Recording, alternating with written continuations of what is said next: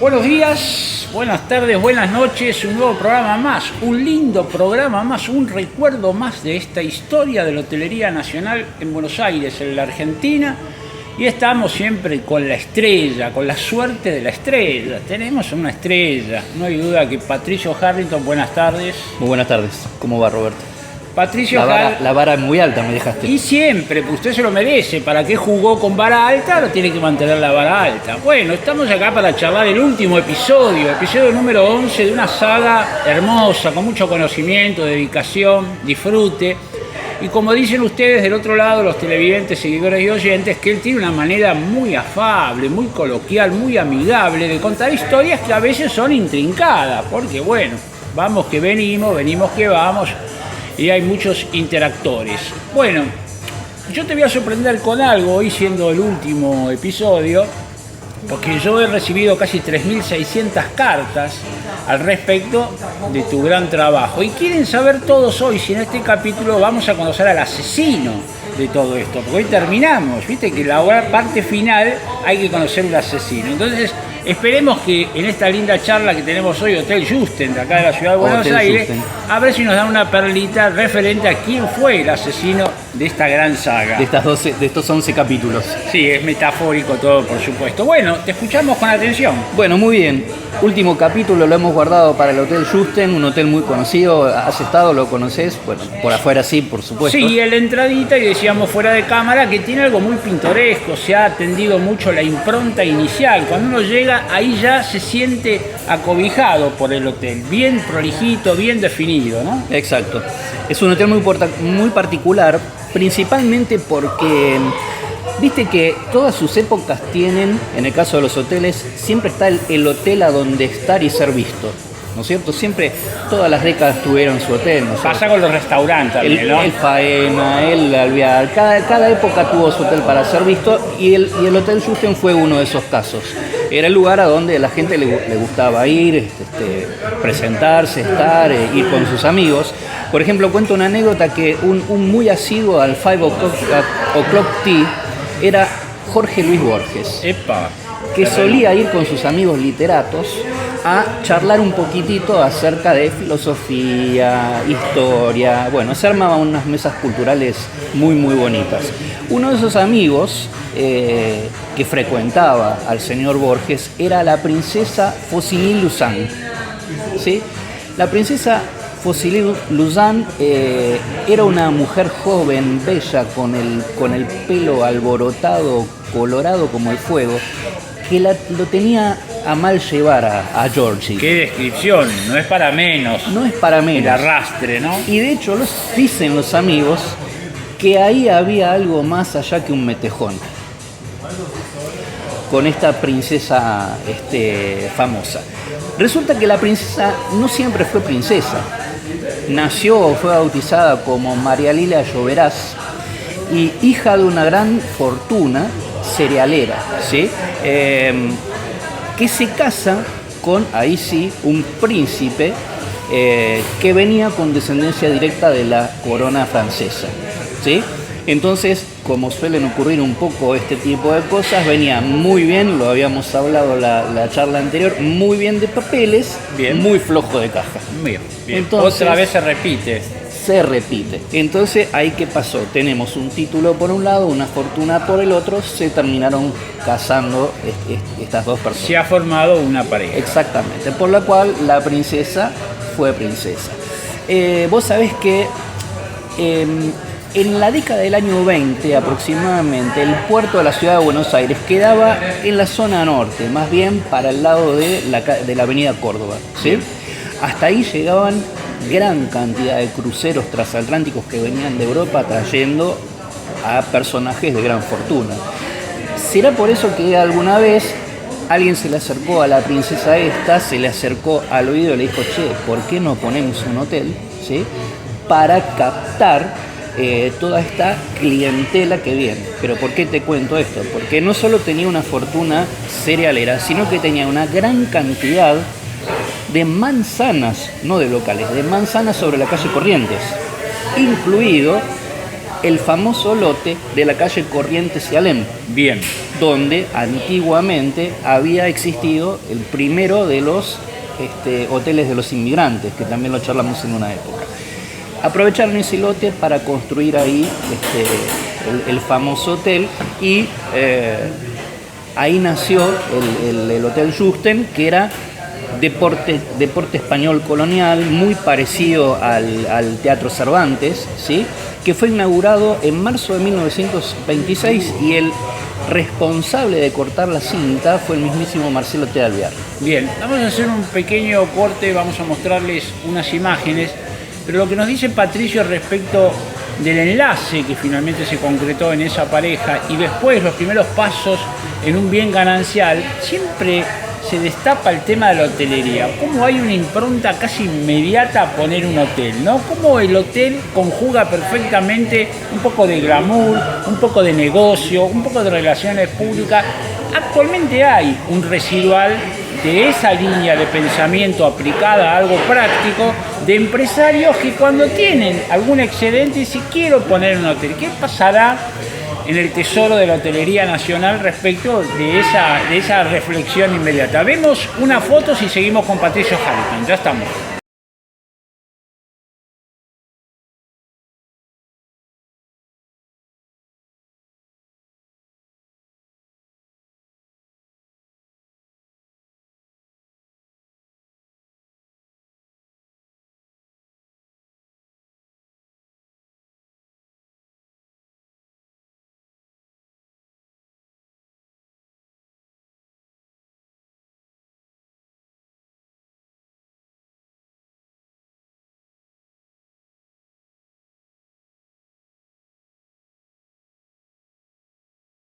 Muy bien, después de ver estas lindas imágenes que ilustran el narrativo que nos expusiera Patricio, me quedé, porque pesa un poco el apellido Borges en nuestra historia, en nuestra literatura, en nuestra cultura, y ahí podríamos tirar un poquito más de ese apellido y reforzar con algo que me decía fuera de cámara que es interesante.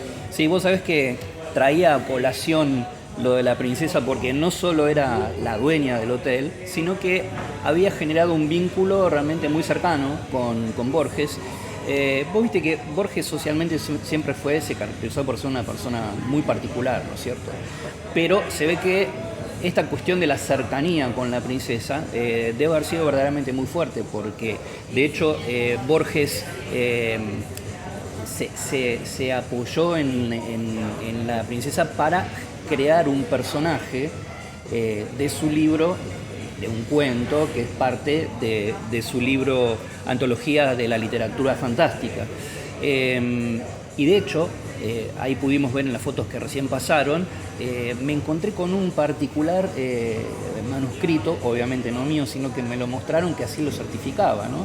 Porque decía a mi estimada amiga María Lilia, cuyo nombre o cuya persona forma parte de uno de los personajes de este cuento, con muchísimo afecto, Jorge Luis Borges. O sea que de alguna manera certifica el hecho de que sí, la hizo partícipe. ¿Estará ese manuscrito en el hotel? No sé. No lo sé. No sé si no está enmarcado, no lo sé. Para averiguar eso. A mí me lo mostraron, pero no lo sé.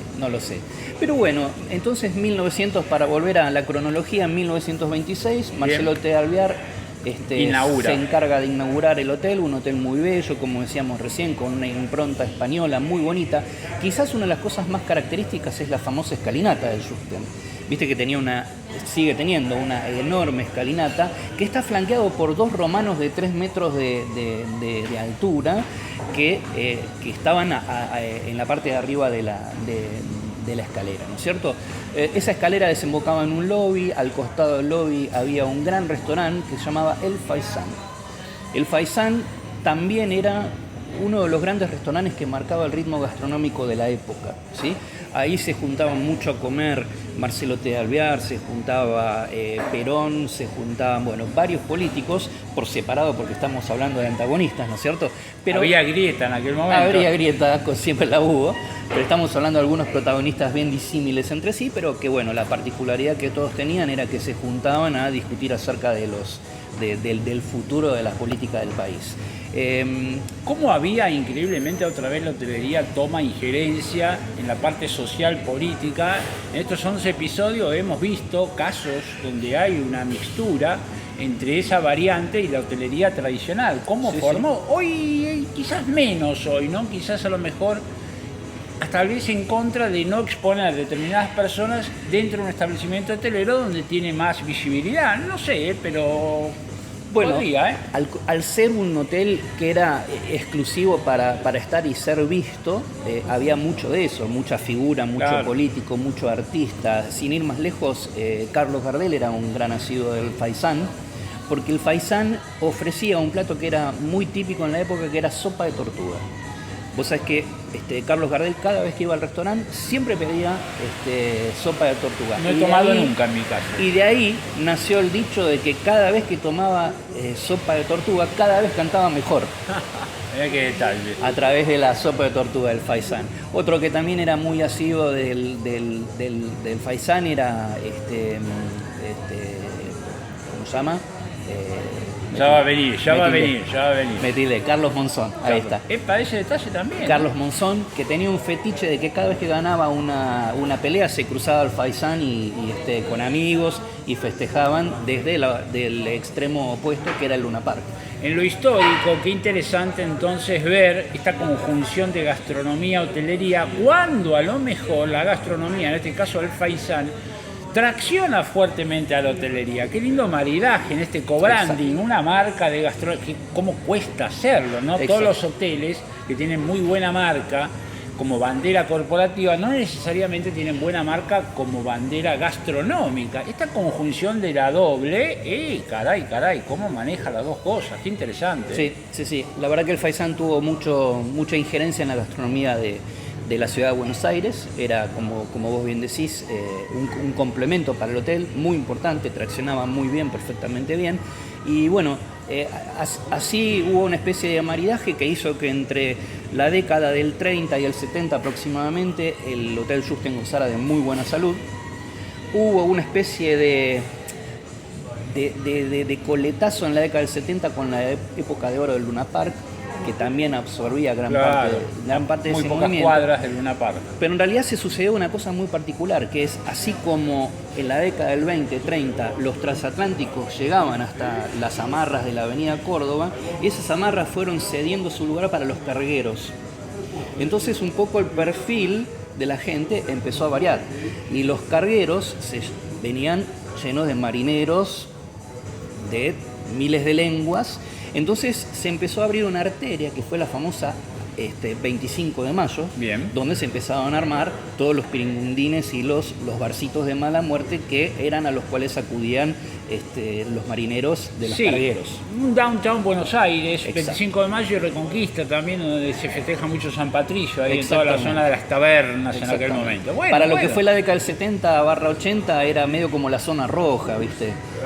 Contaban mis viejos, yo no lo sé. Sí, yo desconozco también, no tengo antecedentes familiares que lo vea en el historial, no hay efemérides. Entonces vos fíjate que por un lado se le terminó el flujo de los cruceros al Juste, por otro lado en la misma esquina, porque viste que es Corrientes entre Alem y 25 de mayo. Bien. Y ahí nacían toda esa serie de barcitos de mala muerte para marineros, y entonces ahí fue cuando empezó a decaer. Le cambia la ecuación, la tarifa había caído. Exactamente. Y entonces, finalmente, a principios de la década del 80, es que cierra el Juste, permanece unos 20 años cerrados aproximadamente, hasta que en época de más o menos 1 a 1 empiezan a venir las cadenas internacionales. Bien. Vos sabés muy bien recordamos que sigue siendo hoy en día un hotel de la cadena NH, los españoles, quienes en la década del 90 llegaron al país y le empezaron a echar el ojo a toda una serie de grandes hoteles como el City, el Lancaster, el Crillon, después pusieron el Tango, y el Juste no sería menos.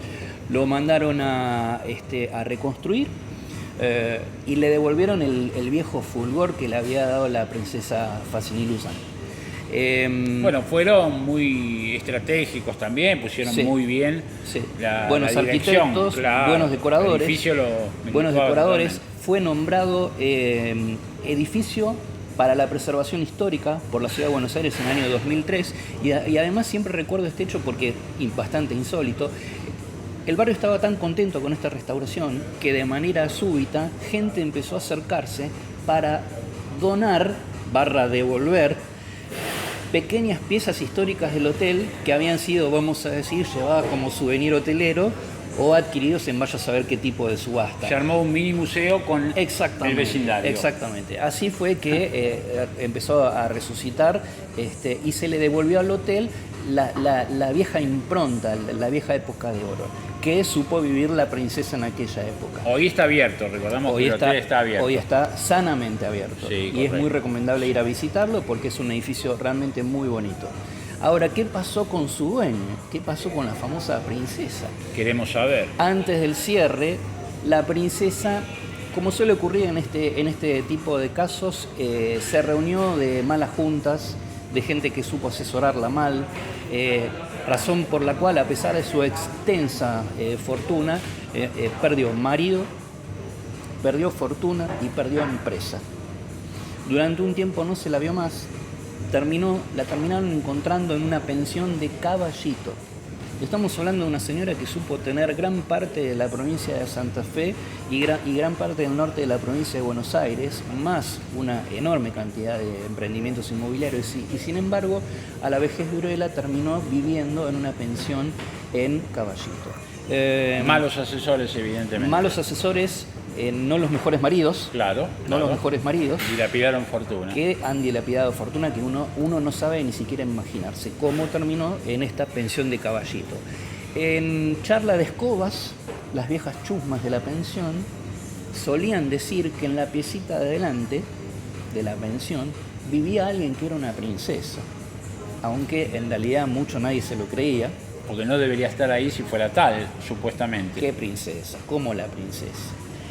Y resulta que ahí vivió sus últimos años, hasta que una tarde lluviosa, gris como la de hoy, se fue a dormir la siesta y ya no se despertó.